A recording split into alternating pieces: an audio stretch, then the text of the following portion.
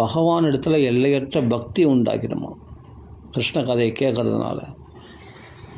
அது மட்டும் இல்லை, அந்த பக்த சங்கம் எந்த இடத்துல அந்த சல்லாபம் இந்த கிருஷ்ண கதை நடக்குதோ அந்த பக்தருடைய சங்கத்தை மறுபடியும் போய் மீண்டும் திருப்பி போய் கேட்கலாம் அப்படின்னு ஆவலை தூண்டி விட்டுருமா இந்த கிருஷ்ண கதைகளை கேட்டால்.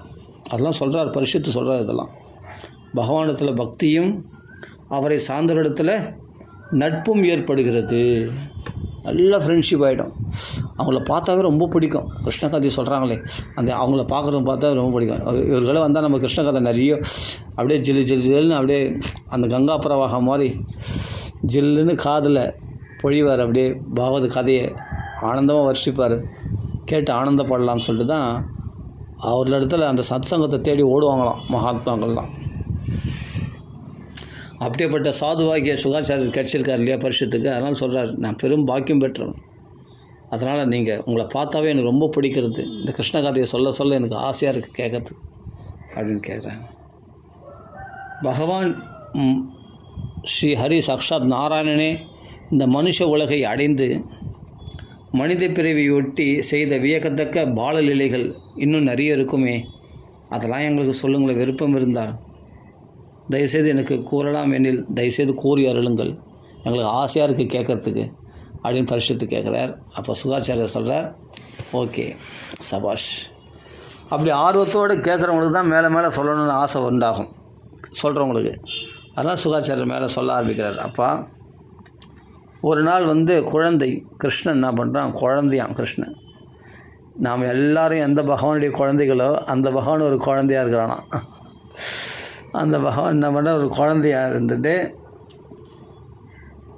குழந்தைங்கன்னா எப்படின்னா பிறந்ததுலேருந்து பார்த்தா அப்படியே மெல்லாக்கப்படுத்துனே இருக்காது.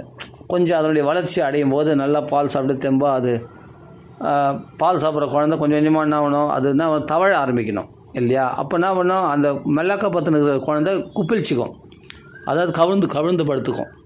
அப்போ என்னென்னா கிருஷ்ணன் என்ன பண்ண அப்படியே கொஞ்சம் கொஞ்சமாக காலை உதச்சிட்டு அப்படியே கையை மூடிக்கிட்டு அப்படியே தவழ ஆரம்பிச்சிட்டான். தவழ ஆரம்பிச்சிட்டான். ஆஹா, குழந்தை கவிழ்ந்து கொண்டு தவழ ஆரம்பித்ததை ஒரு உற்சவமாக கொண்டாடுறாங்களாம் கோகுலத்தில். கிருஷ்ணனுடைய உற்சவம் ஒன்றுத்துக்கும் உற்சவம் தான். கிருஷ்ணன் கொஞ்சம் வளர்ச்சி அடைஞ்சிட்டான்னா அதுக்கு ஒரு உற்சவம். குழந்தை குப்பிழிச்சிக்கிட்டானே, கவிழ்ந்து அப்படி தவழ ஆரம்பிச்சிட்டானே அப்படின்னு சொல்லி அது ஒரு பெரிய சந்தோஷம் அவங்களுக்கு. குழந்தை கொஞ்சம் வளர்ச்சி அடைஞ்சிட்டான்னு நினச்சி சந்தோஷப்பட்டா யசோதை.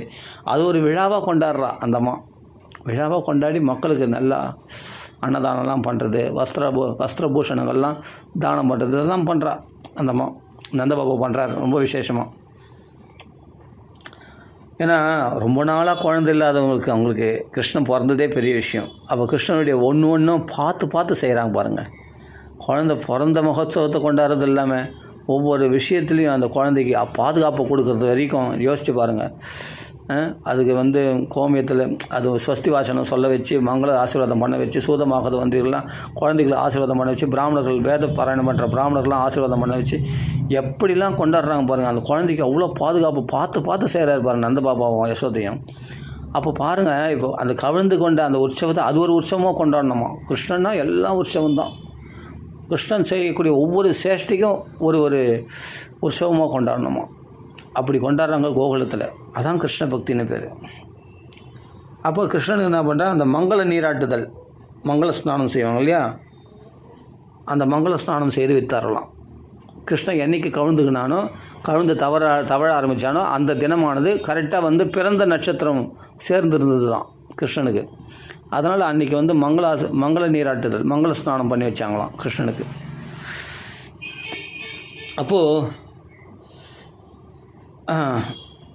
அந்த பெண்கள்லாம் கோபிகள்லாம் ஒன்றா சேர்ந்து கிருஷ்ணனை நல்லா அலங்காரம் பண்ணி அங்கேனா வாத்திய கீதங்கள்லாம் ஒலிக்க செய்து கிருஷ்ணனை புகழ்ந்து பாடி மந்திரங்கள் கோஷத்தோடு யசோதையானது குழந்தைக்கு மங்கள ஸ்நானம் பண்ணி வச்சாலாம். பிராமணர்கள்லாம் மந்திர ஒலிக்க அவள் மங்கள ஸ்நானம் பண்ணி வச்சா குழந்தைக்கு அப்படி பண்ணி வச்சிடலாம். அப்படி பண்ணி வச்சோடனே குழந்தைக்கு நல்லா நீராட்டி சுத்தமாக அவளை அலங்காரம் பண்ணுறான். கிருஷ்ணனுக்கு அழகாக அலங்காரம் பண்ணி வைக்கிறான். நல்லா நகைகள்லாம் போட்டு ட்ரெஸ்லாம் போட்டு நல்லா அலங்காரம் பண்ணி வைக்கிறான். பிராமணர்களுக்கு நிறைய தானங்கள், பிராமண போஜனம் ரொம்ப விசேஷம் இல்லையா? பிராமணருக்கு போஜனம் அளிக்கிறார், நல்ல அன்னம், பிராமணர்ஸ்க்கு சாப்பாடு போடுறது, அவளுக்கு நல்ல வஸ்திரங்கள், பட்டு வஸ்திரங்கள்லாம் அவளுக்கு தானமாக வழங்குறது. அப்போ நல்ல பூ மாலைகள்லாம் எல்லாருக்கும் பிராமணர்களுக்கும் மாலைகள் போட்டு, அந்த வேதம் படித்த பிராமணர்கள் தான், வேதம் படித்தா தான் பிராமணன். பிராமணன் அர்த்தம்னா பிரம்மபாகமாகிய வேதத்தை யார் அத்தியனம் பண்ணுறாங்களோ நித்தியமாக அவர்கள் தான் பிராமணர்கள் என்று சொல்லப்படுகிறார். அந்த பிராமணர்கள் அந்த வேதத்தெல்லாம் கரைச்சி குடித்தவங்க, அவரெல்லாம் ஆசீர்வாதம் ஒரு பொழுதும் வீண் போகாது. அப்படிப்பட்டவர்களுக்கு நிறைய வஸ்திரங்கள், பூஷணங்கள், நல்ல சாப்பாடு போட்டு அவர் நல்ல பசுக்கள்லாம் தானம் பண்ணுறாராம். யார்? நந்தபாபா. அவர் ரொம்ப உபசரிக்கிறார் பிராமணரில். உபசரித்து, சுவாமி என் குழந்தைக்கு நல்ல ஆசீர்வாதம் பண்ணுங்கள் சுவாமி, ஆசீர்வாதம் உங்கள் மந்திரங்கள், உங்கள் வாழ்த்து வழிகளால், அந்த வேத மந்திரங்களால் என் குழந்தைகளுக்கு ஆசீர்வாதம் பண்ணுங்கள் சுவாமின்னு கேட்குறாரு நந்தபாபா. பிராமணர்கள் என்ன பண்ணுறாங்க? அந்த நல்வாழ்த்துக்கு ஆசீர்வாதம் பண்ணுறாங்க, மந்திரங்களால் அந்த குழந்தைக்கு ஆசீர்வாதம் பண்ணுறாங்க பிராமணர்கள்லாம். அப்போது அந்த இவர்கள் சொல்கிற அந்த மந்திர ஒலிகளை கேட்டு கேட்டு அந்த கிருஷ்ணனுக்கு என்ன ஆச்சுன்னா அப்படியே கோட்டாயை விட்டு தூக்கம் வந்துடுச்சான். வேத மந்திரங்கள் ஒலிக்க அவர்கள் ஆசீர்வாதம் பண்ணுறாங்க இல்லையா பிராமணர்கள், அதை கேட்டவுடனே அப்படியே கொட்டாயை விட்டு குழந்தைக்கு தூக்கம் வந்துடுச்சான். சரி, குழந்தை தூங்குற மாதிரி இருக்கான்னு சொல்லி உடனே குழந்தைய மேலே படுக்க வச்சாங்க. எங்கே படுக்க வச்சான்? இந்த குழந்தை தவழ்ந்து எழுந்ததுக்கான அந்த உற்சவத்தை கொண்டாடுற விஷயத்தில் மும்முரமாக ஈடுபட்ட யசோதை. இந்த குழந்தை என்ன பண்ணான்னா, பசங்கள்லாம் அங்கே இருந்தாங்க, ஒரு வண்டி இருந்தது. அந்த சகடம்னா வண்டின்னு அர்த்தம். அந்த வண்டியில் நிறைய குப்பிகள், பண்டங்கள்லாம் இருந்தது. அதே சமயத்தில் நிறைய மண்பாண்டங்கள்லாம் இருந்தது, நிறைய பாத்திரங்கள்லாம் நிறைய இருந்தது, மண்பாண்டங்கள், அது சில பண்டங்கள், தின்பண்டங்கள்லாம் இருந்தது. அந்த வண்டியில் நிறைய பொருள்கள் இருந்தது. அப்படியேப்பட்ட பாத்திரங்கள், மண் பாத்திரங்கள்லாம் நிறைய இருந்த அந்த வண்டியில் கீழே அந்த சக்கரத்துக்கு அடியில் குழந்தை என்ன பண்ணால் அந்த நிழலில் இருக்கட்டும்னு சொல்லிட்டு அந்த வண்டிக்கு அடியில், அங்கெல்லாம் என்னென்னா பெரிய பெரிய இதெல்லாம் கிடையாது. இவங்களாம் எப்படின்னா காட்டில் வசிக்கக்கூடியவர்கள், பிருந்தாவன காட்டில் வசிக்கக்கூடியவர்கள். அங்கங்கே ஒரு இடம் அப்படி அப்படியே கட்டி ஒரு ஒரு சின்ன மாளிகை மாதிரி கட்டிட்டு, ஒரு குடிசை மாதிரி கட்டின்னு வாழக்கூடியவர்கள் தான் அவங்களாம். இடைச்சேரி தானே. அப்படி இருக்கும்போது அந்த மாட்டு வண்டி அடியில் நிழலாக இருக்கும் இல்லையா, அதனால் அங்கே படுக்க வச்சுட்டா அந்த மாட்டு வண்டியில். குழந்தைங்களாம் என்னென்னா, குழந்தைங்களே விளையாடுறீங்களா, பாப்பாவை பார்த்துக்கோ பத்திரமா அப்படின்னு சொல்லிட்டு பசங்கள்லாம் சொல்லிவிட்டு யசோதை என்ன பண்ணால், வந்தவங்களை வரவேற்கிறதுக்கு பெண்கள்லாம் வந்திருக்காங்க, எல்லோரும் வந்திருக்காங்க, உறவினர்கள்லாம் வந்திருக்காங்க, எல்லோரையும் வரவேற்கிறது, அவங்களுக்கு உபசரிக்கிறதுல இதில் மும்முரமாக ஈடுபட்டா யசோதையானவள் வீட்டு வேலைகளில். இந்த குழந்தை என்ன பண்ணுது, பசங்களாம் விளையாடினு இருக்குல்ல, ஜாலியாக விளையாடுதே, பாப்பா பார்த்துக்கிட்டா பத்திரம் பார்த்துனா, பாப்பா பத்துன்னு தூங்கின்னு இருக்குது அப்படின்னு சொல்லி, சரி வண்டி கீழே கிருஷ்ணன் படுத்துன்னு தூங்கின்னு இருக்கான். அவனாக தூங்குறவன், யோக நித்திரை பண்ணக்கூடியவன், எல்லாத்தையும் பார்த்துருக்கான். அந்த சகடம்ன்ற வண்டியில் ஒரு அசுரம் புகுந்துருக்கான். கம்சனால் அனுப்பப்பட்ட அசுரன் சகடாசுரன். அவன் என்னன்னா, டக்குன்னு பார்த்தா வண்டியானது என்ன பண்ணுறது, தவழுது, அப்படி நவிழ்ந்து அந்த சக்கரத்தினால பகவானை ஏற்ற பார்க்குது. இந்த குழந்தையானது என்ன பண்ணுறது, சரி இது பாலுக்கு தேம்பி தேம்பி அழுது குழந்தை. இந்த குழந்தை அழகிற சத்தமானது அங்கே ஒரே அமளியாக இருந்தது இல்லையா, ஒரு உற்சவமாக கொண்டாடுறாங்க இல்லையா நந்தபாபா யசோதையும். அந்த இடத்துல நிறைய பேர் வந்திருக்காங்க இல்லையா, பெண்கள் ஆண்கள் எல்லாம் வந்திருக்காங்க, பிராமணர்கள்லாம் பூஜைகள் பண்ணுறாங்க, ஹோமங்கள் பண்ணுறாங்க. இது மாதிரி நிறைய அந்த அமளியாக இருந்ததுனால அங்கே கிருஷ்ணன் குழந்தை அழகிற சத்தம் கேட்கலை சரியா யசோதைக்கு. கேட்காத போது என்ன பண்ணுறது, அதை காதில் வாங்கலை. அது குழந்தை பாலுக்காக ஏங்கி அழுது. குழந்தை பசி எடுத்தா அழுகும் இல்லையா, அது மாதிரி அழுத உடனே இந்த குழந்தைங்க விளையாட்டு மும்முரத்தில் இருக்குது, பாப்பா பார்த்துக்குன்னு சொல்லிட்டு போனாங்க. அந்த குழந்தை பசங்களாம் என்ன பண்ண விளையாட்டு மும்முரத்தில் இருக்கிறாங்க. இந்த குழந்தை அழுது அந்த பசங்களும் கவனிக்காத போது யசோதை பார்த்து, நான் யசோதை என்ன பண்ணுறா, வந்தவங்களை உபசரிக்கிறதுலேயே மும்முரமாக போயிட்டான். கிருஷ்ணன் பார்த்தான், அழுது பார்த்தான், அம்மா வரல. கோபம் வந்துடுச்சு அவனுக்கு. கோபம் வந்த உடனே என்ன பண்ணால், அந்த வண்டியை ஒரு வச்சான் கோபத்தில். அந்த மென்மையாக இருக்கிற அந்த பாதங்களால், பஞ்சு மாதிரி இருக்கக்கூடிய அந்த பாதங்களால் அந்த வண்டி கரெக்டாக அந்த சக்கரம் ஏற்ற வருது. அந்த சகடாசுரன் குழந்தைய கொள்றதுக்கு வரான். இதுதான் சமயம்னு சொல்லிட்டு அந்த பசி தாகத்தில் இருக்கிற பகவான் கோபமாகவும் இருக்கிறானா, இவன் வேறு நம்மளை கொல்ல வரானா இந்த சகடாசுரன். உடனே அந்த வண்டியை ஒரு உதைச்சார் பகவான். உதைச்ச உடனே என்னாச்சு, அந்த சிறிய தளிர் போன்ற அந்த மென்மையான கால்களால் உதைக்கப்பட்ட அந்த வண்டி அப்படியே ஒரு வச்சோன்னே அந்த வண்டி அப்படியே என்ன சொல்லுவாங்க, வண்டி தடம் புரண்டுன்னு சொல்லுவாங்க இல்லையா, அது மாதிரி அந்த அப்படியே புரண்டு போச்சு அந்த வண்டி அப்படியே ஒரு உதச்சோடனே அந்த வண்டி அண்ணாண்ட போய் விழுந்தது. அந்த வண்டியை தூக்கக்கூடிய சக்தி அந்த பாதத்துக்கு இருக்கான்னு கேட்டால் பகவானுடைய பெருமை யாருக்கு தெரியும். ஒரே உதைச்சாரே இல்லையோ, அந்த வண்டி அப்படியே பறந்து போய் அப்படி விழுந்து அப்படியே தலைகீழ் விழுந்துச்சு. அந்த வண்டி விழுந்தோடனே அந்த சக்கரெல்லாம் நொறுங்கி போச்சு. பகவான் உதையில் அந்த சக்கரை நொறுங்கி போச்சு. அதில் உள்ள அந்த சகடம் என்ற அந்த அசுரனும் மண்டை உடஞ்சி செத்து போயிட்டான். அதே சமயத்தில் அந்த வண்டி தூளாகி போச்சு.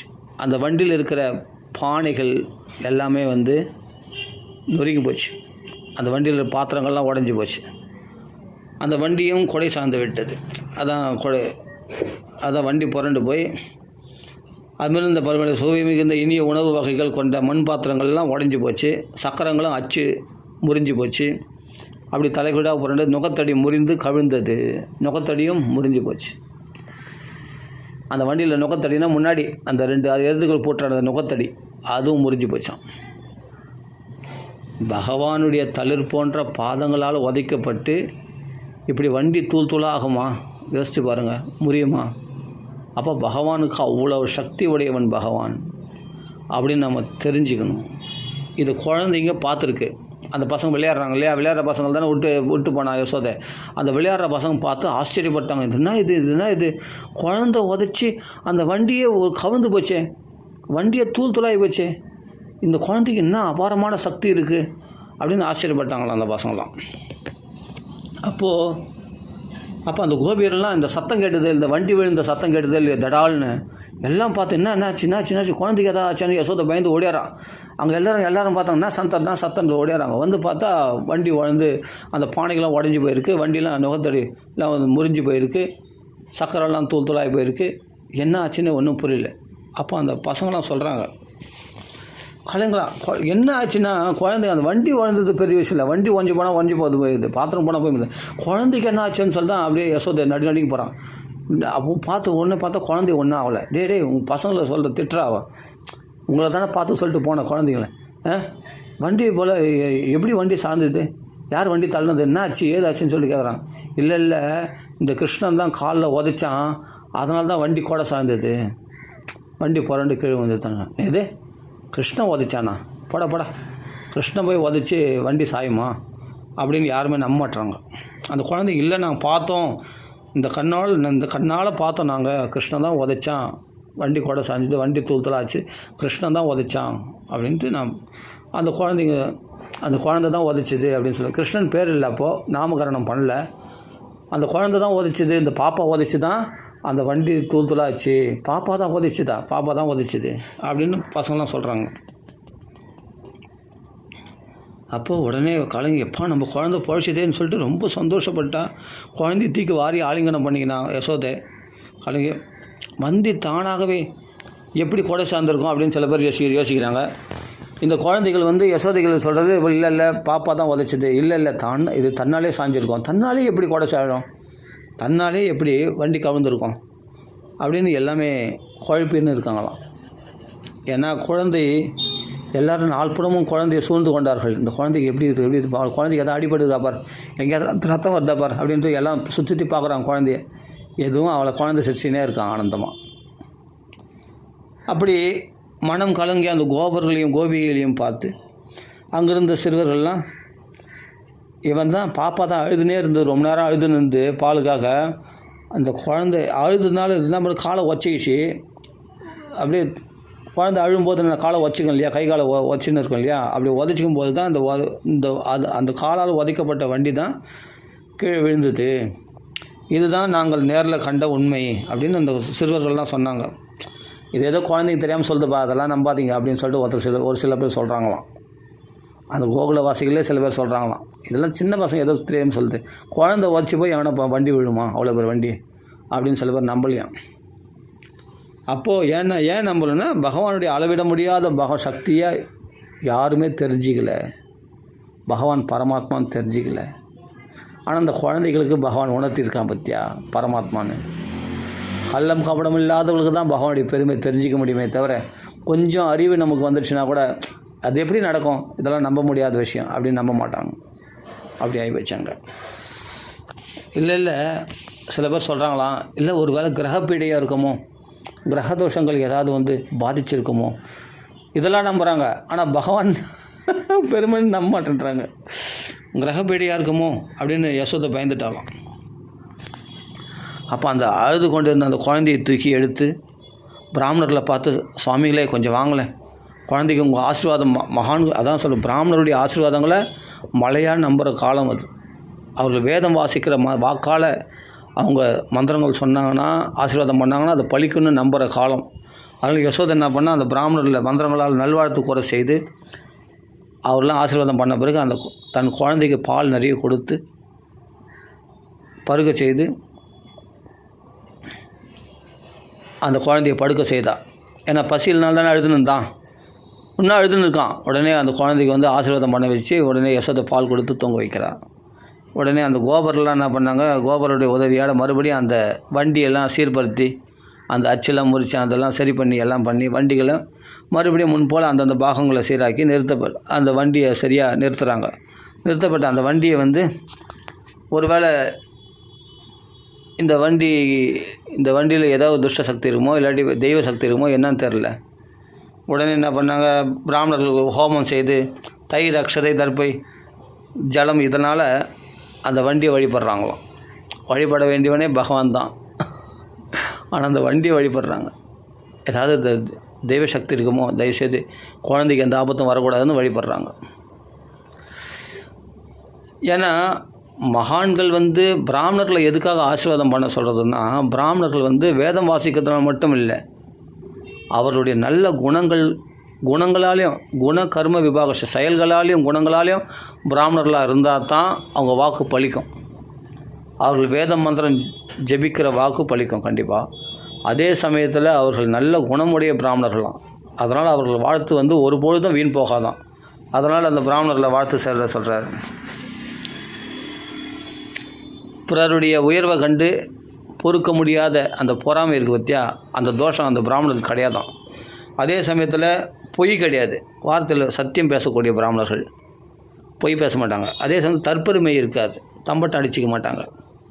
அப்படி வினயமாக இருக்கக்கூடிய பிராமணர்கள், பொறாமை இல்லாதவர்கள், பிறர் பார்த்து பிறர் ஹிம்சை பண்ணுற அந்த தர்மத்தை அந்த அதர்மத்தை விட்டவர்களாகிய அஹிம்சா தர்மத்தை கடைபிடிக்கின்ற பிராமணர்களாம். அப்படியேப்பட்ட பிராமணர்கள், இந்த சிறந்த குணங்கள் கொண்ட பிராமணர்களுடைய ஆசீர்வாதம் என்னமா போய் போகும் சொல்லு பார்க்கலாம். அதனால் அவர்களை கொண்டு ஆசீர்வாதம் பண்ண வச்சார் நந்த பாப்பா. அதே சமயத்தில் திமிரு கிடையாது இந்த பிராமணுக்கு இந்த குணங்கள்லாம் இருக்கணும் இயற்கையாகவே. பிறர் நலம் கண்டு மனம் வெதும்பல் இருக்கக்கூடாது, பொய் இருக்கக்கூடாது, தற்பெருமை இருக்கக்கூடாது, பொறாமை இருக்கக்கூடாது, பிறரை துன்புறுத்துறது இருக்கக்கூடாது, அதே மாதிரி செருக்கு இது இருக்கக்கூடாது, திமிரு இதெல்லாம் இல்லாமல் உண்மையான தர்மத்தில் இருக்கக்கூடிய பிராமணருடைய ஆசீர்வாதம் ஒரு பொழுதும் வீண் போகாது அப்படின்னு இங்கே சுகாச்சாரியா சொல்கிறார். அப்படி அதை தெரிஞ்சுக்கின நந்த பாபா என் பிள்ளைக்கு ஆசீர்வாதம் பண்ணுங்கன்னு சொல்லிட்டு அப்படிப்பட்ட பிராமணரில் ஆசீர்வாதம் பண்ண சொல்கிறார். அவங்க என்ன பண்ணுறாங்க, ரிக்கு, யஜுர், சாம வேத மந்திரங்களால் சுத்தமான நீராலையும் பச்சிலை மூலிகைகளாலும் அந்த பிராமணர்கள் குழந்தையை நீராட்டுறாங்க. குழந்தைகள் நீராட்டி ருக்கு, யஜுர், சாமவேத மந்திரங்களால் தூய்மை பெற்ற நீரால், பச்சிலை மூலிகைகள்லாம் கலக்கப்பட்ட அந்த நீரால் கிருஷ்ணனுக்கு நீராட்டி அவங்களெலாம் நல்வாழ்த்துக்கள்லாம் கூறி ஸ்வஸ்தி வாச்சனம் சொல்லி அந்த மந்திரங்கள்லாம் சொல்லி குழந்தைக்கு ஆசீர்வாதம் பண்ணி, பிறகு ஹோமம்லாம் வளர்த்து மனுஷ சாந்தியோடு பூர்த்தி பண்ணி அதான் அந்த ஹோமம் பண்ணி சாந்தி பண்ணி பூர்த்தி பண்ணுறாங்க. பூர்த்தி பண்ணி அப்படி ஹோமங்கள்லாம் நடத்துகிறார் நந்தபாபா. அந்த ஹோமம் பண்ணி பிராமணர்கள் மூலமாக ஹோமம் பண்ணி மன அமைதி அடைந்து அப்புறம் பிராமணர்களுக்கு நிறைய சாப்பாடு போகிறார், பிராமண போஜனம் படைக்கிறார். இப்படி பண்ண உடனே அந்த பிராமணர்களுக்கு இந்த ஹோமெல்லாம் பண்ணி வச்சு பகலுக்கு மங்கள ஸ்நானம்லாம் பண்ணி வச்சு அந்த பிராமணர்களுக்கு நல்ல ஆடைகள், பூமாலை, தங்க ஆபரணங்கள்லாம் தானம் பண்ணுறார், நிறைய பசுக்களை தானம் பண்ணுறார். எதுக்காகனா தன் புதல்வன் அப்போ தான் பிராமணர்களுக்கு தானம் பண்ணால் தங்களுடைய குடும்பம் தன்னுடைய சந்ததிகளை க்ஷேமமாக இருக்கும் அப்படின்றதுனால கிருஷ்ணனுடைய நலனை உத்தேசித்து பிராமணர்களுக்கு அவ்வளோ தான தர்மங்கள்லாம் பண்ணுறாராம். அப்படி தன்னுடைய புதல்வனுடைய நலனுக்காக அந்தணனுக்கு தாராளமாக வழங்கினாராம். அவர்களும் நல்லா மனசு திருப்தியோடு ஆசை வழங்கினார்கள் கிருஷ்ணனுக்கு. அந்த பாபா நீ நல்லா இருப்ப, க்ஷேமமாக இருப்ப, கவலைப்பட, உன் பிள்ளைக்கு ஒரு அழிவும் வரவே வராது, கிருஷ்ணனும் பலராமனும் க்ஷேமமாக சௌக்கியமாக இருப்பாங்கன்னு சொல்லிட்டு ஆசீர்வாதம் பண்ணுறாங்க. அப்போ வேத மந்திரங்களை ஓதி உணர்ந்த ஆச்சாரம் மிகுந்த அந்த அந்தணர்கள் பகவானிடத்தில் முழுவதும் உள்ளம் பதித்தவர்கள். பிராமணர்கள் மட்டும் கிடையாது, சிறந்த வைஷ்ணவர்கள், கிருஷ்ண பக்தி அதிகமாக கொண்டவர்கள், அப்படியேப்பட்டவர்கள் பதித்தவர்கள். அவர்களது ஆசைகள் என்றும் பயனற்று போகிறது கிடையாது, அவை அப்படியே பயனை தருகின்றன, இது நிச்சயம் அப்படின்னு சொல்லப்படுகிறது. அப்போது இது நல்லபடியாக இது முடிஞ்சது. சகடாசுரன் ஒழிஞ்சான். கிருஷ்ணனுக்கு மங்கள சாசன ஸ்நானம் பண்ணி வச்சு, மங்கள ஹோமம்லாம் பண்ணி வச்சு, மங்கள ஆசீர்வாதம்லாம் பண்ணி, தான தர்மங்கள்லாம் பிராமணர்கள் பண்ணி, பிராமணர்கள்லாம் ஆசீர்வாதம் பண்ணிட்டு போயிட்டாங்க. இது நடந்து முடிஞ்ச உடனே கொஞ்ச நாள் கழிஞ்சு ஒரு நாள் பார்த்தா மடியில் வச்சுன்னு இருக்கா குழந்தைய மடியில் வச்சுன்னு இருக்கும்போது பார்த்தா திடீர்னு கணக்கராம் கிருஷ்ணன். ஆனால் அது என்றைக்கும் இல்லாத இன்றைக்கி எவ்வளோ பாரமாக இருக்குது இந்த குழந்தை அப்படின்னு பார்த்து ஆச்சரியப்படுறா யசோதை. என்றைக்குமே இல்லாத பாரம் இன்றைக்கி இவ்வளோ பாரமாக இருக்கே அப்படின்னு ஆச்சரியப்படுறான். அதை சீராட்டி என் செல்லம், என் பட்டு, என் கண்ணுக்குட்டி, செல்லக்குட்டி அப்படின்னு கொஞ்சம் இருக்கா இல்லையா, கொஞ்சம் நிற்கும்போது அப்படி தாள கொஞ்சம் போது திடீர்னு பார்த்தா பாரமாயிட்டான் கிருஷ்ணன். அவளால் தாளாட்ட முடியல, அந்த காலை தூக்கி தாளாட்ட முடியல, அவ்வளோ பாரமாயிட்டான். என்னடா அது இவ்வளோ பாரமாக இருக்கானே, என்ன கணக்கு கிடக்குது இது இந்த குழந்தை அப்படின்னு சொல்லி யசோதை உடனே பாரம் தாங்க முடியாமல் அவனை பூமியில் கீழே படுக்க வச்சிட்டான். எப்பா இப்படி கடை கொஞ்சம் நேரம், அப்பா என்ன கணக்குது அப்படின்ட்டு பார்த்து குழந்தை கீழே படுக்க வச்சிட்டான். படுத்து வச்சுட்டு பகவான் நாராயணா இது என்ன அதிசயம் இது அப்படின்ட்டு யசோதை என்ன பண்ணா, ஸ்ரீ ஹரியை தியானம் பண்ணிட்டு வீட்டு வேலைகளை செய்யறது உள்ளே போயிட்டான். குழந்தைய படுக்க வச்சுட்டு வெளியே யார் தூக்கி போகிறாங்க, நம்ம வீட்டில் எல்லாம் பக்கத்தில் இருக்கவங்க எல்லாம் சொந்த பந்தங்கள் தான். அப்படிங்கும்போது எல்லாம் கோபர்கள் தான் கொஞ்ச நேரம் போகிறாங்க. சரி இருக்கட்டும், இங்கே தானே இருக்க போகிறான், என்ன ஆபத்து வரப்போகுது குழந்தைக்கு சொல்லிட்டு பாட்டுக்கு வீட்டு மும்முரமாக வேலைகளில் ஈடுபட்டான்.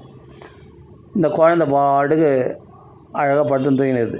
சகடாசுரம் வரப்போகிறான்னு இது திருநாவர்த்தன் வரப்போகிறான்னு தெரிஞ்சுக்கிட்டு தான், அம்மா இருந்தால் லீலை பண்ண முடியாதுன்னு தெரிஞ்சு தான் அம்மாவை வீட்டுக்கு அனுப்புறதுக்காக தான் வேணுமுன்னே கனத்தானாம் பகவான். அப்படி கனமாயிட்டானாம் பகவான் கொல்ல வாமனனாக ஒரு நிமிஷத்தில் ஓங்கி உலகளந்தவனாக திரிவிக்ரமனாக பகவான் மாற முடியும். கட்டுவல் பிரமாணத்தில் வராக அவதாரத்தில் சின்ன கட்டுவல் பிரமாணத்தில் மூக்கிலேருந்து வந்தாராம். யாருக்கு? வராக தோகோ நிரகாத் அங்குஷ்ட பரிமாணகா அப்படின்னு 3ஆம் ஸ்கந்தத்தில் வருது இல்லையா. பிரம்மதேவர் மூக்கிலேருந்து கட்டுவல் பிரமாணம் தான் வந்தார். திடீர்னு பார்த்தா மலையாளம் வளர்ந்துட்டார். திடீர்னு பார்த்தா பிரம்மாண்டகரமாக பகவான் வளர்ந்துட்டார் வராக அவதாரத்தில். அது மாதிரி பகவான் வாமன அவதாரம் எடுத்து திடீர்னு திரிவிக்ரம அவதாரமாக எடுத்துட்டார். அப்படி திடீர்னு பகவான் கணக்கவும் முடியும், பெருசாக வளர முடியும், என்ன வேணாலும் செய்ய முடியும் பகவான் இல்லையா, சகல சக்தி படைத்தவன். அதனால் கணத்தின உடனே இவளால் தாங்க முடியாதால் கீழே இறக்கி விட்டு போயிட்டான். அப்போ தான் அம்மா உள்ளே போனால் தான் திருநாவர்த்தனை வதம் பண்ண முடியும். திருநாவர்த்தனுடைய வரவு பகவானுக்கு தெரியும். அப்போ என்ன பண்ணுறார், அவன் யாருன்னா திருநாவர்த்தன் யாருன்னா கம்சனுடைய சேவகன். கம்சனால் தூண்டப்பட்டு அவன் புயல் காற்று ரூபத்தில் வருவானான் அவன். அந்த அசுரன் எப்படியாப்பட்ட அசுரர்கள் எப்படிலாம் இருக்காங்க பாருங்கள் அசுரர்கள். அவன் புயல் காற்று ரூபத்தில் வரான். அங்கே கோகுலம் முழுவதையும் என்ன பண்ணுறான், அந்த புழுதி அவன் புயல் காற்று அடித்த உடனே அங்கெல்லாம் மண்ணு தானே. அப்போலாம் ரோடு கிடையாது இல்லையா. இப்போலாம் சிமெண்ட் ரோடு போடுறாங்க, தார் ரோடு போடுறாங்க, எல்லாம் போடுறாங்க இல்லையா. அப்போலாம் அந்த ரோடெலாம் கிடையாது, ஒரு மண்ணாக தான் இருக்கும். அப்படியே அந்த மண்ணில் காலை வச்சா முழங்கால் அளவுக்கு மண் இறங்கும் காலில், அவ்வளோ மண் இருக்கும் அங்கே. இந்த ரமன் ரேத்திலாம் போனோம்னா, ரமன் ரேத்தின்னு ஒரு இடம் இருக்குது பிருந்தாவனத்தில். அங்கே போனால் காலில் பார்த்தா மண் காலை வச்சோம்னா அப்படியே சாஃப்டாக இருக்கும். அங்கெல்லாம் பலராம கிருஷ்ணர் உழுந்து பரண்ட இடம். அங்கெல்லாம் நாங்கள் போய் உழுந்து பரண்டு இருக்கும். அவ்வளோ சாஃப்டாக இருக்கும் அந்த மண்ணெல்லாம் அப்படி தான் இருக்கும் அந்த பிருந்தாவன மண். அதனால் அந்த மண் புயல் காற்றுல அடிக்கும்போது அந்த மண் மொத்தம் அப்படியே மேலே ஆகாசத்தில் பறக்க ஆரம்பிச்சிது. அந்த மண் தோண்ட உடனே எங்கே பார்த்தாலும் இருள் சூழ்ந்து போச்சு. எல்லார் கண்ணிலையும் மண் தூவி விட்டான் அந்த திருநாவர்த்தன் புயல் காற்று ரூபத்தில் எல்லார் கண்ணிலையும் மண் தூவி விட்டு ஒரு இருட்டாக்கிட்டான். பக்கத்தில் இருக்கிற ஆளே தெரியாத மாதிரி அப்படியே மண்ணை தூவி விட்டான். எங்கே பார்த்தாலும் மண்ணு தான், எல்லார் கண்ணுலேயும் மண் படிஞ்சு போச்சு. அதெல்லாம் சரியாக பார்க்க தெரியல, அந்த கண்ணை கசக்கத்துலேயே இருக்கிறாங்க எல்லாமே. ஒருத்தர் பக்கத்தில் ஒருத்தர் எட்சிக்கிறாங்க. ஆனால் யார் முன்னாடி இருக்காங்க யார் பின்னாடி இருக்காங்க கூட தெரிய மாட்டேங்குது.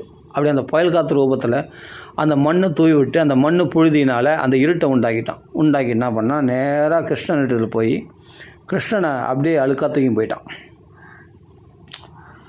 எல்லாருமே தன்னையே கண்ணை கசக்கின்னு இருக்காங்களே தவிர தன்னையும் பார்க்கலையாம் பிறரையும் பார்க்கலையாம், அப்படி இருந்தாங்களாம் ஜனங்களாம். அப்போ அந்த கொடுமையான அந்த சுழல் காற்றினுடைய புழுதி மழையில் பார்த்து யசோதை என்ன ஒரே புயல் காற்று அடிக்குது, மரம்லாம் முறிஞ்சு விழுது, ஒரே சத்தம் கேட்குது என்னன்னு சொல்லிட்டு அடுப்படியில் இருந்தோ ஓடியாந்து பார்த்தா கிருஷ்ணன் காணோம். குழந்தை என்னாச்சுன்னு சொல்லிட்டு எல்லாம் மண் பறகுது, எங்கே பார்த்தாலும் ஒரே தூசி மழையாக இருக்குது அப்படின்னு பார்த்துட்டு அந்த பேர் உடனே ஓன்னு அழறா, என் குழந்தை காற்று தூக்கி போயிடுச்சு, காற்றுல அடிச்சும் போயிட்டானா குழந்தை அப்படின்னு நினச்சின்னு ஆச்சரியப்படுறா. காற்று தான் தூக்கி போயிடுச்சு அப்படின்னு சொல்லிட்டு ஓடி தேடுறா சுற்றி. அவளே காற்றுல அப்படியே எதிர்காற்று அடிக்கிறதுல அவளால் முன்னாடி போக முடியாத அளவுக்கு அப்படியே அந்த காற்றுல திணறா. என் குழந்தை கிருஷ்ணா குழந்தை, அந்த குழந்தைய கூப்பிட்றா, என் குழந்தைங்கன்னு கதறா. கடனை உடனே தரையில் தபால்னு விழுந்து அப்படியே மூர்ச்சி அடைந்துட்டான். குழந்தை காணுமேன்ட்டு கிருஷ்ணனை பிரிஞ்சு ஒரு நிமிஷம் கூட இருக்க முடியாது அவங்களால. அவ்வளோ பக்தி கிருஷ்ணனிடத்தில், குழந்தை இடத்துல பிரேமை, அந்த வாத்சல்ய பாவம் எப்படி இருந்துட்டான்னா, ஒரு கன்று செத்து போச்சுன்னா அந்த தாய் பசு எப்படி சுற்றி மான்னு கத்தும் தெரியுமா? பார்த்துருக்கீங்களா? ஒரு கண்ணுக்குட்டி செத்து போச்சுன்னா அப்படி கத்தும் அந்த பசு மாடு, பயங்கரமாக கத்தும், பார்த்துருக்கேன். அந்த கண்ணுக்குட்டி இழந்துட்டா எப்படி கத்துமோ அது மாதிரி கத்துனாலாம் யசோதை. அப்படி காற்று அப்படியே மயக்கட்சி கீழே வந்துட்டான். கன்று இருந்த பசு போல் அழத் தொடங்கிட்டாலாம். அப்போ காற்று கொஞ்சம் கொஞ்சமாக அடங்கினோடனே அப்புறமா போய் தேட போனான். குழந்தை எங்கன்னு தேடுத்து போகிறான். அந்த மணல் மாறினுடைய வேகமும் ஓய்ந்தது, காற்றும் ஓய்ந்தது. அந்த யசோதனுடைய கதறலை கேட்ட கோபியர்லாம் ஓடி அந்த என்னாச்சு இப்போ தான் எல்லாருமே சுயநினைக்கு வராங்க. ஏன்னா எங்கே பார்த்தாலும் மண் பொழுது, அந்த மண் அடங்கிச்சு, இப்போ காற்று அடங்கிச்சு. இப்போ தான் ஒருத்தர் மூஞ்சி ஒருத்தர் தெரியுது, ஒருத்தர் முகம் ஒருத்தர் தெரிஞ்ச உடனே இப்போ எல்லாம் வந்தோடனே என்ன யசோதை அழகிற குரல் கேட்குதுன்னு சொல்லிட்டு உடனே எல்லாம் யசோதைக்கு போகுது. என்னாச்சு என்னாச்சுன்னு ஒவ்வொரு பெண்களும் வந்து விசாரிக்கிறாங்க. என்னாச்சுன்னு குழந்தை காணோம், குழந்தைய அது அந்த காற்று தூக்கி போயிடுச்சு, காற்றுல குழந்தை போயிட்டான் அப்படின்னு ஓன்னு அழறான். உடனே சுற்றி பார்க்கலாம் வா சொல்லிட்டு அப்படி சுற்றி பார்க்குறாங்க. அப்போ எங்கெங்கே தேடி பார்த்தோம் கிருஷ்ணன் கிடைக்கல. இல்லை காற்றுல எங்கன்னா அடிச்சும் போயிருப்பான், குழந்தையாச்சு அப்படின்னு சொல்லி அங்கங்கே தேடி பார்த்தா காணலை. அப்போது ரொம்ப எல்லாம் அழறாங்க, எல்லாமே அழ ஆரம்பிச்சிட்டாங்க. ஐயோ கிருஷ்ணன் குழந்தை காணுமே எல்லாம் அழ ஆரம்பிச்சிட்டாங்க. அழுத உடனே இங்கே என்ன நடக்குதுன்னா, திருநாவர்த்தம் தூக்கி போயிட்டான்ல கிருஷ்ணனை, வாராஜா உனக்காக தான் காத்துன்னு இருக்கேன். பகவான் என்ன பண்ணால் கழுத்தை கட்டி பிடிச்சினான். எங்கே வேணால் போங்கம்மாமா, அதை பற்றி கவலை இல்லை, ஆனால் நான் உங்களை விட மாட்டேன், நீங்கள் செல்லமாம்மா அப்படின்னு சொல்லிட்டு என்னை தூக்கின அழகாக போகிறீ அப்படின்னு சொல்லிட்டு என் மேலே அவ்வளோ பாசமாக அவனுக்கு தூங்கி போ அப்படின்னு சொல்லிட்டு பகவான் என்ன பண்ணால் கழுத்தை பிடிச்சிக்கினான். அப்போ என்ன பண்ண சுழற்காட்டு திருநாவர்த்தன் ஸ்ரீ கிருஷ்ணனை ஆகாசத்தில் தூக்கி போகிறான். ரொம்ப தூக்கி போகிறீங்களா மாமா, கொஞ்சம் கீழே இறங்கலன்னு. நான் இறக்க மாட்டேன்டா உன்னை, இறக்க மாட்டியா, இப்போ நான் இறக்க வைக்கிறேன் பாரு அப்படின்னு சொல்லிட்டு என்ன பண்ணால் பகவான் பாரமாயிட்டான். பாரமானவனே என்ன பண்ண கிருஷ்ணன் உடனே திருநாவர்த்தன் கீழே சல்லுன்னு கீழே இறங்குறான். என்னடா என்னையும் கீழே இறங்குற, அவ்வளோ பாரமாகற நீ குழந்தை தானே, நீ பாறாங்கல்லா இல்லை நீ மலையா, என்னடா நம்ம கல்லு தூக்கின்னு வந்துட்டோமா, குழந்தைய தான் தூக்கின்னு வந்திருக்கோம், நல்லா தெரியுது, சிரிக்குது, இது அழகாக சிரிக்குது இந்த குழந்தை. சரின்னு சொல்லிட்டு மறுபடியும் தூக்கின்னு மேலே போகிறான்னா மறுபடியும் கழுத்து பிடிச்சி டர்ன்னு கீழே இறங்குறான். என்னடா இது நம்ம சக்தி மீறி இது, இந்த குழந்தைக்கு இவ்வளோ சக்தி இருக்குது, நம்மளே கீழே இறங்குது, இது அவ்வளோ பாரமாக இருக்குது. திரும்பி மறுபடியும் குழந்தைய தூக்கின்னு மேலே போகிறான். திரும்பி மறுபடியும் கழுத்து பிடிச்சி தரன்னு கீழே இறங்குறான் கிருஷ்ணன். என்னடா இது என்ன இது இப்படி பாரமாக. அப்புறம் மறுபடியும் மேலே போகலான்னு பார்த்தா மேலே போக முடியல, தூக்க முடியல, அந்த குழந்தைய ஆகாசத்தில் மேலே பறக்க முடியல. பார்த்தான், என்னடா அது எவ்வளோ பிடிச்சி என்னென்னவோ தூக்கி மேலே பறக்க பார்க்குறான், எவ்வளோ இது பண்ணுறான், நடக்கலை. பகவான் கழுத்து எவ்வளோ அந்த குழந்தைய மேலே தூக்கி போகணும்னு பார்க்குறான்னு முடியல. அப்போ அந்த குழந்தை பார்த்தா பயங்கர வெயிட் ஆகிட்டான், இன்னும் வெயிட் அதிகமாகுது. இவன் மேலே தூக்கி போக முடியாத அளவுக்கு வெயிட் அதிகமாகணுன்னா இவனால் கழுத்து வெளியே தாங்க முடியல, கழுத்தை இறுக்கப்பட்டு பிடிச்சிச்சா வெளியே தாங்க முடியல. சரி அந்த குழந்தைய பிடிச்சி கீழே போட்டுடலாம் அப்படின்னு சொல்லி அந்த குழந்தைய சாவடிக்கணும், அவ்வளோதானே. இப்போ ஆகாசத்தில் வந்துட்டோம், அதுக்கு மேலே பறக்க முடியல, கம்சன்கள் எதுவும் கொடுத்துலான்னு நினச்சிருந்தான், மேலே பறந்து கம்சன் கொடைக்கு போயிடலான்னு நினச்சான். ஆனால் அதுக்கு மேலே அவனால் பறக்க முடியல, போக முடியலையே. பகவான் விழிப்பிதுங்க அவன் கழுத்தை கட்டி பகவான் இழுக்கிறானே, அந்த பாரம் தாங்க முடியாமல், இது ஏதோ பாறாங்கல் போல இருக்குது, இது இப்போ குழந்தையே கிடையாது, இது எது கல் தான் நம்ம கிருஷ்ணன் குழந்தை நினச்சின்னு எடுத்துன்னு வந்துட்டோம் அப்படின்னு சொல்லி அது காலை பிடிச்சி வெளிக்கிறானா. வெளிச்சா அது இறங்க மாட்டேங்குது, அசைய மாட்டேங்குது. நல்லா சிக்கனை பிடித்தேன், நம்ம பிடிக்கல சிக்கன்னு. அந்த அசுரர்களை பகவான் அப்படி கட்டி பிடிச்சிக்கிறானா. அவ்வளோ பாசம் திருநாவத்தை மேலே பகவானுக்கு அப்படி கட்டி பிடிச்சிக்கினான். அந்த பாபா கூட அப்படி கட்டி பிடிச்சிருவானான்னு தெரில, திருநாவத்தனா அப்படி கட்டி பிடிச்சிக்கினான் பகவான். அப்போது அவள் கழுத்தை நல்லா கட்டி கொண்டிருந்த அந்த அற்புத குழந்தையை தள்ளிவிடவும் இயலாது. எப்படியாவது இது கழுத்துக்கு இது இது என்னது இவ்வளோ பாரமாக இருக்கேன் அப்படின்னு தூக்கி போட்டலான்னு பார்த்தா தூக்கி போடவும் முடியல. அந்த குழந்தைய பிடிச்சி வெளிச்சாலும் அது அப்படியே உடும்பு பிடி மாதிரி பிடிச்சிது, வெளிக்க முடியல. அப்போ தான் என்ன பண்ணால், எவ்வளோ இழுக்கிறானோ அவ்வளோ கழுத்து இருக்க பிடிக்கிறானோ. மாமா எனக்கு கீழே போடணும்னு நினச்சா அவன் கழுத்து சாவச்சிடுவேன், ஒழுங்காக என்னை தூக்கும் போ அப்படின்னு கிருஷ்ணன் கழுத்தை இறுக்கி பிடிக்கிறானா. உடனே பார்த்தான், எவ்வளோ தள்ளிலாம் பார்த்தான், நினைவு பண்ணி பார்த்தான், விழி புதுங்குது, கழுத்தை இன்னும் இருக்க கட்டி பிடிக்கிறான் கிருஷ்ணன். டே உன் பாசம்லாம் ரொம்ப அதிகமாகடா, ரொம்ப பாசம் காட்டியாடா, என்னை இப்படி கட்டி பிடிக்கிறேடா, இவ்வளோ ஆசையா என் மேலே. அது என் கழுத்து அப்படியே விழி புதுங்குதுடா, தொண்டெல்லாம் அப்படியே திணறுதுடா, என்னால் முடியலடா, பேசவே முடியலடா, நாக்கெல்லாம் அப்படியே வெளியே வர மாதிரி இதுடா, டே அப்படி கட்டி பிடிக்காதுன்னா. உண்மையில அவ்வளோ பாசமாம்மா, எனக்கு ரொம்ப பாசம், அதனால தான் அவன் கழுத்து அப்படி இறுக்கி பிடிச்சிக்கிறேன் அப்படின்னு சொல்லிட்டு பகவான் கட்டி பிடிச்சினானோ. கட்டி பிடிச்சினானா அவன் விழிப்புதுங்க, நாக்கு வெளியே தள்ள அந்த கழுத்தை இறுக்கிட்டு பட்டுன்னு சஃபா பண்ணிட்டான், வதம் பண்ணிட்டான். திருணாவர்த்த மோட்சம்.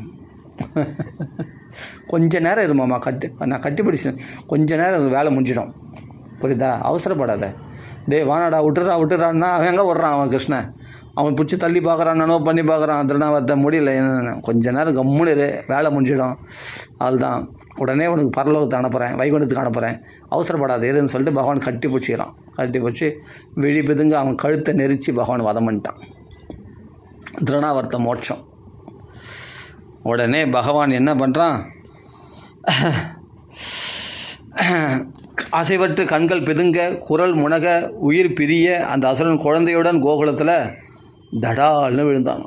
எப்படி விழுந்தானா, திரிபுரா அசுரர்கள் திரிபுர பட்டணத்தோடு போவாங்களாம், ஒரு ஊரோடு கிளம்புவாங்களாம் திரிபுர அசுரர்கள்.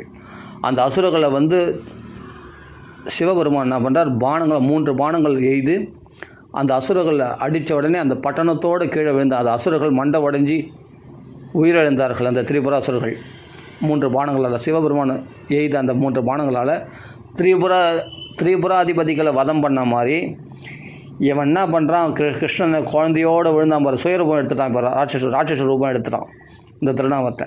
அந்த ராட்சச ரூபத்தோடு கீழே வந்த உடனே ஒரு பாறையில் மண்டை உடஞ்சி உடம்பு செதறி போய் அப்படியே செத்து போயிட்டான். யாரோ திருநாவத்தை விழிப்புதுங்க அப்பயே செத்து போயிட்டான். கீழே விழுந்து மண்டை உடஞ்சி போச்சு, உடம்பும் செதறி போச்சு.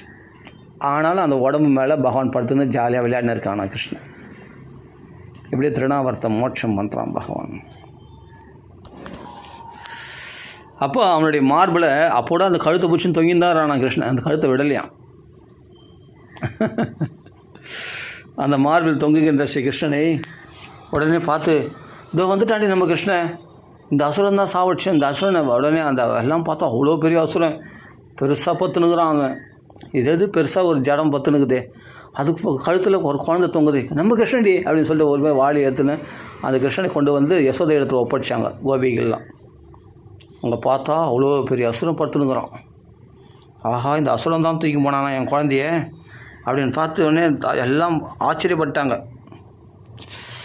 அப்போது ஆகாச வழியே அரக்கனால் கொண்டு செல்லப்பட்டு என் குழந்தை எப்படி மீட்டு வந்தான், அந்த அசுரம் தான் செத்தானே தவிர என் குழந்தைக்கு ஒன்றும் ஆகலையே, ஆச்சரியப்பட்டு பாப்பா யம வாயிலிருந்து வெளியே வந்த மாதிரி சந்தோஷப்பட்டான். யம வாயில் போய் மீண்டு வந்த மாதிரி தன் குழந்தைய பார்த்து ஆனந்தப்பட்டார்கள் எல்லாமே கோகுலவாசிகள்லாம். அப்போ இந்த குழந்தை அரக்கனால் யமனிடம் கொண்டு செல்லப்பட்டான், ஆச்சரியமாக திரும்பி பிழைத்து வந்துட்டானே, இது விந்தையிலும் விந்தை என்றோ, ரொம்ப ஆச்சரியமான விஷயமாச்சே அப்படின்னு கோகுலவாசிகள்லாம் என்ன சொல்கிறாங்க, ஆச்சரியப்படுறாங்க. சில பேர் சொன்னாங்களாம், இல்லை அவன் பாவி, அவன் மகா பாவி, அவன் பண்ண பாவத்துக்கான தண்டனை அவனுக்கே கிடச்சிது, அவன் பண்ண பாவமே அவனை அழிச்சுது அப்படின்னு சொல்கிறாங்களாம். கிருஷ்ணன் தான் சாவடிச்சான். ஆனால் பிரத்யக்ஷமாக கிருஷ்ணனை பார்த்து கூட கிருஷ்ணன் சிரிக்கிறான், நான் தாண்டி அவன் சாவடித்தேன், ஏன்டி இப்படி சொல்கிறீங்க நீங்கள், நான் தான் அவனை கருத்து சாப்பிட்டு நம்ப மாட்டேன். குழந்தையாச்சு, குழந்தை போய் எப்படி சாப்பிடிப்பாங்க, இவன் மகா ஆசுரன் எருமாடு மாதிரி இருக்கான், இவன் மலை மாதிரி இருக்கான், இவனை போய் சாப்பிட முடியுமா, அதனால் நம்பலை. அதனால் கிருஷ்ணன் தான் பார்த்து சிரிக்கிறான், அவன் பாவமே அவனை அழிச்சுது, இல்லாட்டி அவன் செத்துருப்பானா அப்படின்னு சொல்கிறேன். அவன் பாவம் தான் அவனை கொண்டு தான். ஆனால் கிருஷ்ணன் எப்படி பழிச்சான்னா, அவன் எல்லாரிடத்துலையும் சமபாவனை கொண்ட அந்த மகாவிஷ்ணுவே குழந்தையா மாதிரி பார்க்கறதுக்கு மகாவிஷ்ணு மாதிரி அந்த ரேகைகள்லாம் இருக்கு இல்லையா. அதனால் ஒரு சாதுவானவன், நந்தபாபா சாது, நந்தபாபு பிறந்த குழந்தையும் சாது. அதனால் சாதுவானவன் எல்லாரிடத்துலையும் சமபாவனை கொள்வதனாலே அந்த சமபாவனை கொள்ளக்கூடிய அந்த குணமே அவங்கள காப்பாற்றுது, பயத்திலிருந்து விடுபடுகிறார்கள் சாதுக்கள் அப்படின்னு சில பேர் சொன்னாங்களாம். இல்லை சில பேர் சொல்கிறாங்களாம், இல்லை நம்ம நிறைய தவம் பண்ணியிருக்கேன்டி, நம்ம தபசக்தினால் தான் அந்த குழந்தை காப்பாற்றப்பட்டது அப்படின்னு சில பேர் சொல்கிறாங்களாம். இவங்களுடைய தபசுன்னு நினைக்கிறாங்களாம் சில பேர் சொல்கிறாங்களாம், இல்லை நம்ம நாராயண ஸ்திரமாக நாராயணன் அப்படி வழிபடுறோம் இல்லையா, பெருமாள் வழிபடுறோம் இல்லையா, அந்த பெருமாள் தான் காப்பாற்றுறாரு நம்ம குழந்தைய, பெருமாளே குழந்தையாக வந்துக்குது, அந்த பெருமாள் தான் காப்பாற்றினாராம் குழந்தைய, அப்படி சில பேர் சொல்லிக்கிறாங்க. இன்னும் சில பேர் சொல்கிறாங்களாம், இல்லை நம்ம நிறைய புண்ணிய காரியம் பண்ணியிருக்கோம், குளம் வெட்டுறது, கிணறு வெட்டுறது, ஊருக்கு நன்மை செய்யக்கூடிய பொது கிணறு வெட்டுவாங்க, பொது குளம் வெட்டுவாங்க இல்லையா, அந்த தர்ம காரியம்லாம் நம்ம செய்திருக்கோம், ஏதோ ஜென்மத்தில் செய்திருக்கோம், அந்த புண்ணிய பலத்தினால்தான் அந்த குழந்தை காப்பாற்றப்படுது. அதனால் நந்தபாபா ஏதோ நல்லதெல்லாம் செய்திருக்கார் நிறைய, இந்த குளம் வெட்டுறது, கிணறு வெட்டுறது, நற்பணிகள்லாம் புரிந்து எளியவருக்கு ஏழைப்பட்டவங்களாம் உதவி பண்ணியிருக்காரு, அந்த புண்ணியம் ஏதோ ஜென்மத்தில் பண்ணியிருக்கா போல, அந்த புண்ணியம் தான் இப்போது அந்த குழந்தையை காப்பாற்றுச்சு அப்படின்னு சில பேர் சொல்லிக்கிறாங்களாம்.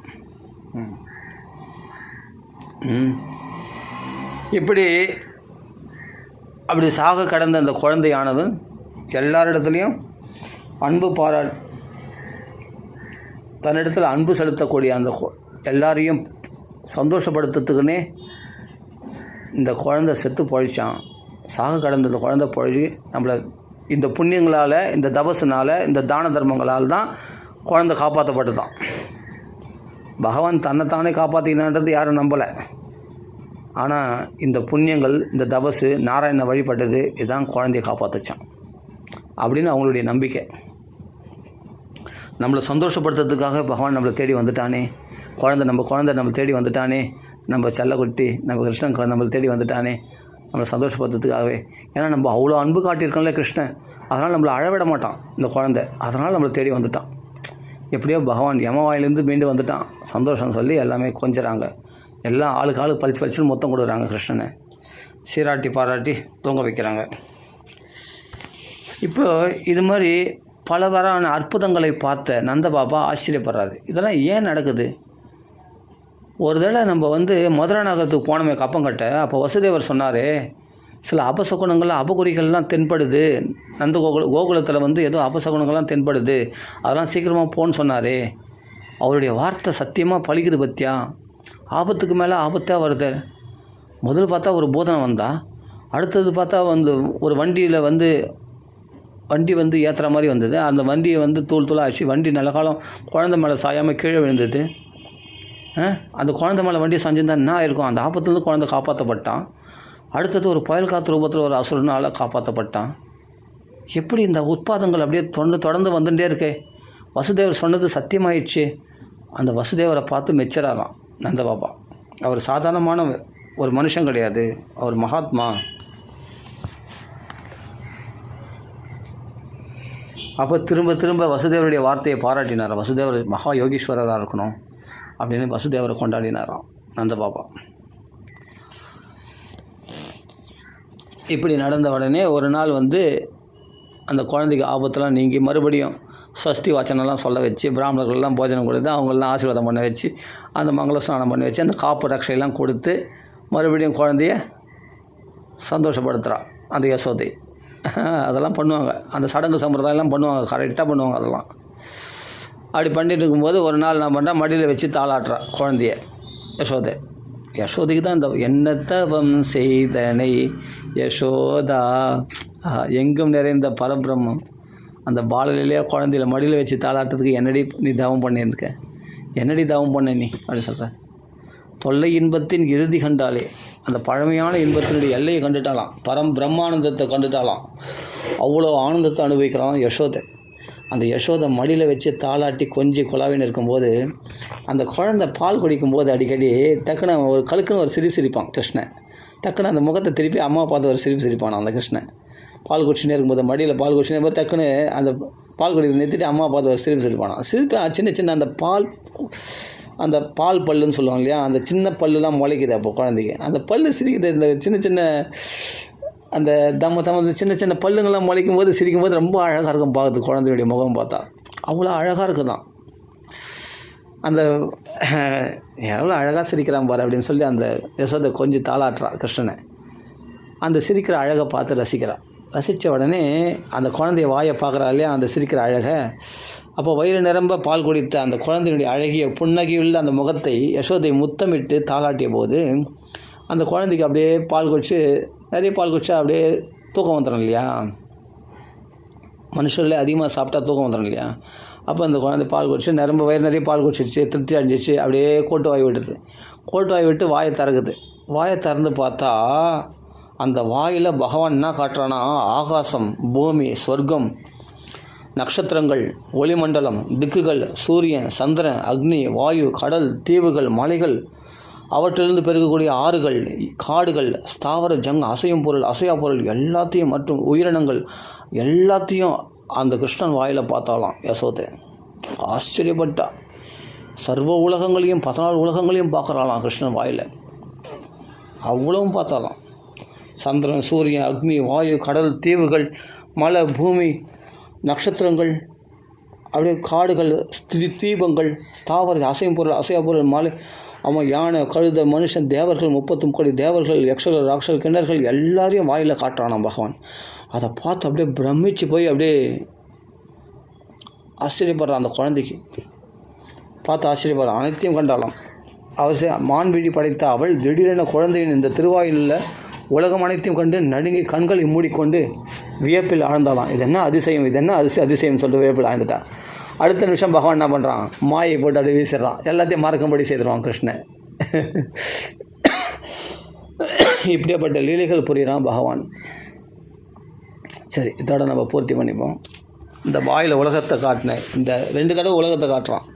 இன்னொரு தடவை பகவான் மிருதபக்ஷண லீலை அடுத்தது வரும்போது மண்ணை சாப்பிட்ட போது மண்ணை சாப்பிட்டியான்னு வாய் திறந்து காட்டும்போது அப்போ இது மாதிரி இதே மாதிரி உலகங்களை காட்ட போகிறான். இதுக்கு முன்னாடியே மடியில் இப்போ தான் கவிழ்ந்து படுத்து தவழக்கூடிய குழந்தை அப்பவே மடியில் படுத்துக்கும் போதே இப்போ உலகங்களை வாயில் காட்டிட்டான். அதான் சொல்ல உலகுண்ட பெருவாயா அப்படின்னு சொல்லுவோம் இல்லையா பகவான் கிருஷ்ணனை. அந்த உலகுண்ட பெருவாயன் வாயில் இந்த உலகங்கள்லாம் காட்டுறானாம். அவளே ஆச்சரியப்பட்டு கண்ணை மூடினாலாம் யசோதை. அப்படியே ஆச்சரியப்பட்டாலாம். நம்ம குழந்தை என்ன சாதாரண குழந்தையா, சர்வேஸ்வரனா அப்படின்னு ஆச்சரியப்பட்டா. உடனே பகவான் மாயை போட்டு எல்லாத்தையும் மறக்கும்படி செய்துட்டார் பகவான். இதுதான் கிருஷ்ணனுடைய லீலைகள். எவ்வளோ சுவாரஸ்யமான லீலைகள் தெரியுமா, ஒன்றும் அற்புதங்கள். பிறக்கும் போதே அற்புதம். எல்லாம் 2 குழந்தையோட பிறக்கும். கை இது மட்டும் 4 கையோடு பிறக்குது. எல்லாம் வீட்டில் தான் என்ன பண்ண, பொம்மைகள்லாம் அம்மா தான் வாங்கி கொடுக்கணும். ஆனால் அது பொம்மையோடு வந்துக்குது. என்னென்னா சங்கு இருக்கு இல்லையா, அது சங்கு சக்கரம். அந்த சங்கு என்னென்னா அதான் ஊது குழலாம். அதுதான் பிபி வாங்கி கொடுப்பாங்களா குழந்தைக்கு, பிபி ஊதும் இல்லையா, அதுதான் ஊதுகுழல். அவன் ஒரு கையில் என்னென்னா காத்தாடி, அந்த சக்கரம் வச்சுக்கிதே அதான் காத்தாடி சுத்ததான் கையில் சல்லுன்னு. அது பொம்மையோடு வந்துக்குது பாரு குழந்தை. ஒரு கையில் கதை கிளுகிழுப்பு தான் கதையான், கிளுகிழுப்பு வச்சுன்னு வந்திருக்கானா. எல்லாம் அந்த குழந்தை பிறக்கும் போதே அற்புதமான குழந்தை. எதுனா நான் எல்லா சாமான்கள்லாம் இல்லைன்னா வாங்கி தர முடியலன்னா கவலைப்படாதுமா, நான் எல்லா சாமான்களோட விளையாட்டு சாமான்களோட வந்திருக்கேன். நான் விளையாடுறதுக்கு எனக்கு தேவையான சாமான்லாம் எங்களுக்கு இருக்குது, நீங்கள் ஒன்றும் கொடுக்க வேணாம் அப்படின்னு. நீங்களும் வாங்கி தர வேண்டிய அவசியம் இல்லை. ஏன்னா விலங்கிட்டுப்பட்டு சரியில் இருக்கீங்களே, உங்களால் வாங்கி தர முடியாதுன்னு தெரியும். அதனால் எல்லாம் வாங்கினே வந்திருக்கேன் நான். எனக்கு தேவையான கிளுகிழுப்பு இருக்குது, காத்தாடி இருக்குது, எனக்கு ஊதுகுழல் இருக்குது, நான் ஓடுன போது அதெல்லாம் ஊதிப்பேன் அப்படின்னு சொல்லி பகவான் எல்லா சாமான்களோடு வந்திருக்கான் பாரு பகவான். அதுவும் நெகலெட்லாம் போட்டுன்னு வந்திருக்கான். கௌஸ்துவ ரத்தனமா, கழுத்தில் ரத்தனம் என்னது அதை வச்சு அதனால் நகை ஆபரணங்கள்லாம் போட்டின்னு வந்திருக்கானா பகவான். அப்போ சங்கு சக்கரம் அதுவும் எல்லாம் 2 கையோட 4 கையோடு வந்திருக்கேன், கவலைப்படாது. அப்படி ஒரு குழந்தை பிறக்கும்போதே அற்புதம். தமத்புதம் பாலகம் அம்புஜேக்ஷணம், கண்கள் பார்த்தா தாமரைதழ் போல் அழகாக இருக்குதான். அப்போ பிறக்கும்போதே அற்புதமாக. அவனுடைய லீலைகளும் பார்த்தா ஒன்று ஒன்று அற்புதம். சகடாச்சர வஞ்சனம், திருநாவர்த்த மோட்சம், அப்புறம் பார்த்தா என்னென்னா வாயில் உலகங்கள்லாம் காட்டுறது. அவ்வளோ ஒன்று ஒன்று அற்புதமான லீலைகள். அவனுடைய அற்புதமான லீலைகளை எவ்வளோ கேட்டாலும் சலிக்காது, எவ்வளோ அவனை பற்றி பேசினாலும் சலிக்காது. மனசுக்கு குதூகலத்தை கொடுக்கக்கூடிய லீலைகள் கிருஷ்ணன் பண்ணியிருக்கான். கிருஷ்ணனை நினைச்சாலே அற்புதங்கள் வாழ்க்கையில் நடக்கும். ஏன்னா அவனே அக்ரூரர் சொல்கிறாரு, பின்னாடி பார்க்கலாம், அதெல்லாம் ரொம்ப சுவாரஸ்யமாக இருக்கும். அதாவது என்னென்னா, கிருஷ்ணனையும் பலராமரையும் ஆயிஷ்ணு வரார் அக்ரூரர். அதாவது பலிகடாவை கசாப்பு கடைக்கு ஆயுஷம் போகிற மாதிரி கம்சனத்தில் பலி கொடுக்க போகிறான்னு தெரிஞ்சே இந்த குழந்தைகளை ஆயுஷம் போகிறோமே, நான் எப்படி இந்த குழந்தைகளை காப்பாற்ற போகிறேன், நந்த பாப்பாவும் யசோதையை நம்மளை நம்பி அனுப்பிச்சிருக்காங்களே இந்த குழந்தைய அப்படின்னு சொல்லிட்டு கவலையோடு வராராம் அக்ரூரர். கம்சன் ஆயுஷ்ணு வர சொன்னார் இல்லையா, அந்த கிருஷ்ணனை பலராமன் ஆயுஷ்ணு வரும்போது அழறாரு, மனசில் அழறாரு, மனசுக்குள்ளே அழறாரு. இந்த குழந்தைங்களை போய் அந்த அசுரங்களை ஒப்படைக்கிறதுக்கு நான் இட்டும் போகிறேனே, என்னை நம்பி அந்த நந்த பாபாவும் யசோதையும் அனுப்பிச்சிருக்காங்களே இந்த குழந்தைங்கள, நான் எப்படி எதுவும் போய் கம்சங்களை ஒப்படைப்பேன் அப்படின்னு கஷ்டப்பட்டுனே வரார். இந்த கவலை அக்ரூரர் கவலைப்படுறாருன்றது, அக்ரூரர் சிறந்த பாகவதர், சிறந்த பக்தர். அது கிருஷ்ணருக்கும் பலராமும் தெரிஞ்சு போச்சு, நம்மளை நினச்சி அக்ரூரர் கவலைப்படுறாருன்னு தெரிஞ்சிச்சு. சரி, உடனே என்ன பண்ணார், யமுனையில் மாத்தியானிக ஸ்நானம் பண்ணுறதுக்கு யமுனையில் இறங்கினார். வண்டியை நிறுத்திட்டு, வண்டியில் கிருஷ்ணனையும் பலராமரையும் நீங்கள் இங்கே இருங்க, நான் போய் மாத்தியானிக ஸ்நானம் பண்ணிட்டு வரேன்னு சொல்லிட்டு உடனே அவர் அந்த நியமங்கள்லாம் விடாத பண்ணக்கூடியவர் அக்ரூரர். உடனே என்ன பண்ணார், அந்த யமுனையில் போய் இறங்கினார் இல்லையா, யமுனையில் இறங்கினா அங்கே கிருஷ்ணன் பலராமரும் உள்ள அந்த யமுனை ஜலத்துக்குள்ளே இருக்காங்க. ஆச்சரியப்பட்டார். உடனே யமுனை ஜலத்தில் மேலே போய் பார்த்தா, அங்கே பார்த்தா கிருஷ்ணன் பலராமன் சிரிக்கிறாங்க. என்ன முடிஞ்சதா, சீக்கிரம் வாங்க அப்படின்ட்டு பலராம கிருஷ்ணன் சொல்கிறாங்க. இந்த ஸ்நானம் பண்ணிட்டு வரேன்னு சொல்லிட்டு உடனே மறுபடியும் யமுனை ஜலத்தில் மூழ்கி பார்த்தா ஆதிசேஷ சயனத்தில், ஆதிசேஷன் யார், பலராமர் சாக்ஷாத் நாராயணன் அமர்ந்த கோலத்தில் காட்சியளிக்கிறார். தேவர்கள், விஷ்ணு தூதர்கள், தேவர்கள் எல்லாமே ஸ்தோத்திரம் பண்ணுறாங்க. சிவன் பிரம்மாலாம் கூட ஸ்தோத்திரம் பண்ணுறாங்க. எல்லாமே பகவானை ஸ்துதித்து கொண்டு இருக்கிறார்கள். மகாலட்சுமி சேவை செய்கிறா, சாதிக்கிறா. எவ்வளோ தேவர்கள்லாம் புடைசூழ அப்படி பகவான் காட்சியளித்த பார்த்த உடனே அப்படியே பிரமிச்சு போய் அந்த பகவான் அந்த தண்ணிக்குள்ளவே இருந்து, தண்ணிக்குள்ளே மூச்சு அடைக்கல, அங்கே தெய்வம் வந்துட்ட பிறகு அங்கே மூச்சு அடைக்காது. அதனால் அங்கேயே தண்ணிக்குள்ளவே அப்படியே ஸ்தோத்திரம் பண்ணுறாரு, பகவானை நினைச்சு ஸ்தோத்திரம் பண்ணுறாரு. தசாவதாரத்தை அங்கே ஸ்தோத்திரம் பண்ணுறாரு. அக்ரூர ஸ்துதியில் அழகாக வரும் அந்த தசாவதாரம், 10 அவதாரங்களையும் அங்கே புகழ்ந்து பேசுகிறார். அந்த பகவானை ஸ்துதிக்கிறாரு. கிருஷ்ணனை ஸ்துதிச்சுட்டு அந்த கரை ஏறி வரும்போது அப்படியே பிரம்மையோடு வரார். என்ன ஆச்சரியம், என்ன ஆச்சரியம், வைகுண்ட கோலத்தை நான் தரிசனம் பண்ணனே அக்ரூரர். அது யமுனை ஜலத்தில். அதான் யமுனை அவ்வளோ பவித்திரமானவள். யமுனையில் போய் ஸ்நானம் பண்ணுற பாக்கியம் கிடைக்கணும், யமுனையில் நீராடணும். அப்படி நீராடினோடனே அந்த யமுனையில் வைகுண்ட கோலத்தை தரிசனம் பண்ணார் இல்லையா அக்ரூரர். அது அந்த அந்த அந்த ஸ்தோத்திரம் பண்ணது, பகவான் நம்மளுக்கு ஆசீர்வாதம் பண்ணது, அப்போ பகவான் மறைஞ்சு போனது, அவ்வளோ தேவர்கள், கந்தர்கள், யக்ஷெல்லாம் பார்த்தது, ஆச்சரியப்பட்டு அந்த பிரம்மையில் என்ன பண்ணுறார், அப்படியே தன் நிலை அறியாமல் அப்படியே கரையேறி வரார். வந்த பிறகு என்ன பிரம்ம பிடிச்ச மாதிரி இருக்கார். அப்போ பார்த்து கிருஷ்ணன் பலராமரன் இந்த லீலை நிகழ்த்தந்தே கிருஷ்ணன் பலராமன் தானே, அந்த தேரில் இருக்கிறவங்க தானே. அப்படியே அந்த பிரம்மையை அப்படியே பார்த்துக்கினே வராரா. அந்த கிருஷ்ண பலராமன், என்ன பிரம்ம பிடிச்ச மாதிரி இருக்கீங்க, ஏதாவது அதிசயத்தை கண்டீங்களா, ஏதாவது ஆச்சரியம் பார்த்தீங்களா அப்படின்னு, ஏதாவது அதிசயத்தை கண்டீங்களா அது நீருக்குள்ளே அப்படின்ட்டு அக்ரூரரை பார்த்து ஒன்றும் தெரியாத மாதிரி கேட்குறான் கிருஷ்ணன்.